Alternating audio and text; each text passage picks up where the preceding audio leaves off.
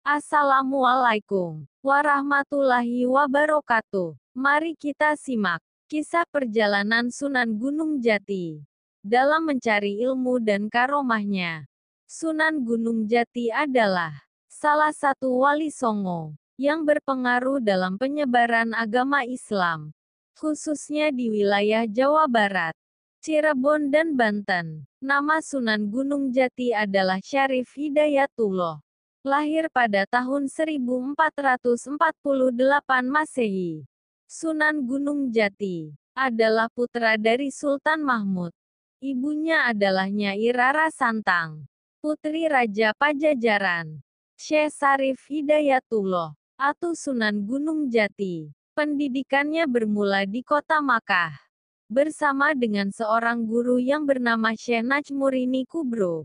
Setelah beberapa tahun di Makkah, Syekh Najmurini memerintahkan Syarif Hidayatullah berguru kepada Syekh Muhammad Athaillah di Mesir Utara, kemudian melanjutkan menuntut ilmu ke Pasai untuk berguru kepada Syekh Datuk Maulana Sidik atau Maulana Ishak. Beliau adalah ayah Sunan Giri.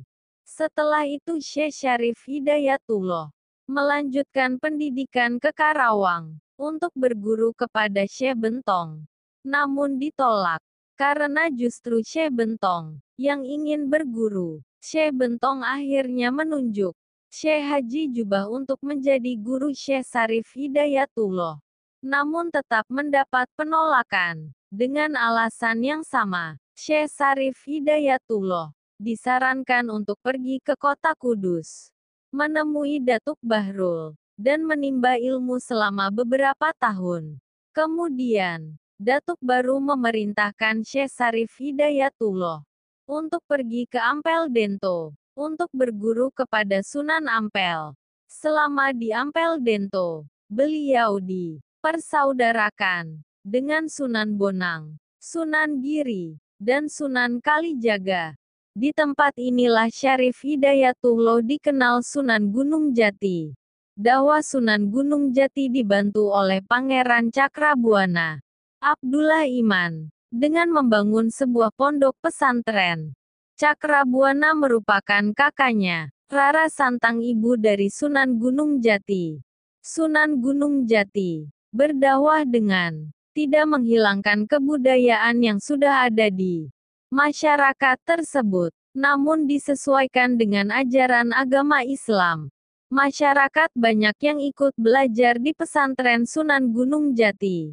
Hingga beberapa waktu kemudian, Adipati Keling dengan 98 pengikutnya juga ikut belajar kepada Sunan Gunung Jati. Sunan Gunung Jati diangkat oleh Pangeran Cakrabuana untuk menjadi tumenggung dengan gelar Susuhunan Jati dan tinggal di Kedaton Pangkuwati.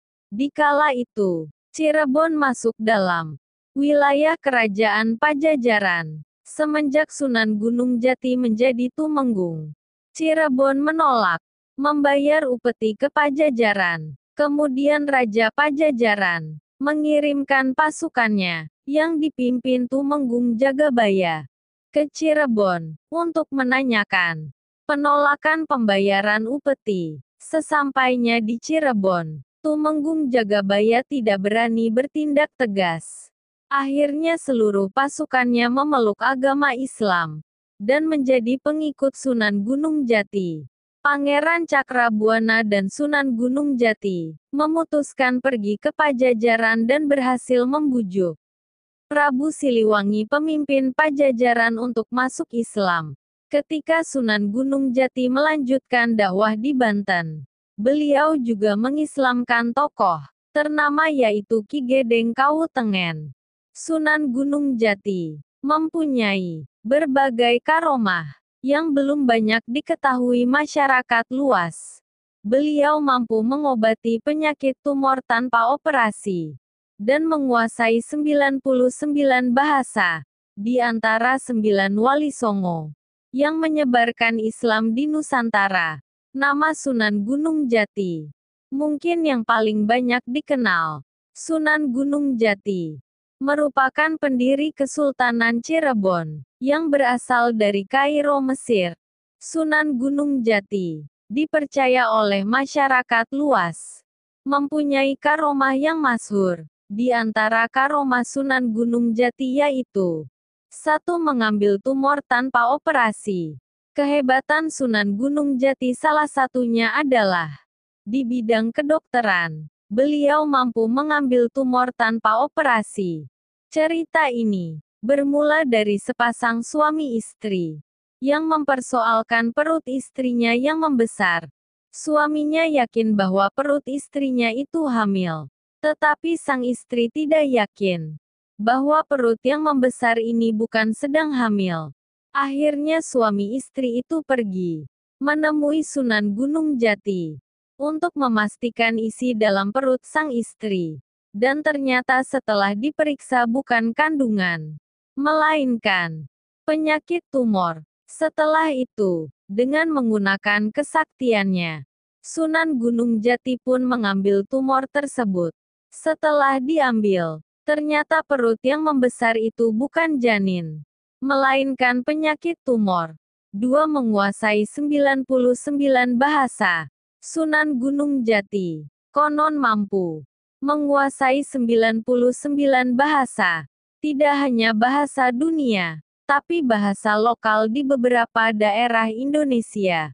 Kemampuan inilah yang dimanfaatkan oleh Sunan Gunung Jati untuk menyebarkan agama Islam sampai ke wilayah pelosok. 3. Ahli strategi. Kehebatan Sunan Gunung Jati ini terbukti secara empiris karena kesultanan yang ia pimpin. Kesultanan Cirebon mempunyai wilayah kekuasaan yang sangat luas, bahkan hampir menyebar di seluruh Jawa Barat, dan beberapa di Jawa Tengah. 4. Seorang pengajar yang gigih. Penyebaran agama Islam oleh Sunan Gunung Jati ini sangat luas. Beliau wafat pada tahun 1568 di Cirebon. Sunan Gunung Jati adalah seorang yang gigih di bidang pendidikan dan teladan sejati. Ia mengajar menjelajah ke pelosok desa, atau istilah bahasa sekarang yakni secara door-to-door. 5. Ahli politik. Semasa hidupnya, Sunan Gunung Jati dikenal juga sebagai ahli strategi politik. Karomah tersebut dibuktikan di mana saat menyebarkan agama Islam, ia juga mampu menaklukkan Kerajaan Pajajaran dan mengusir Portugal.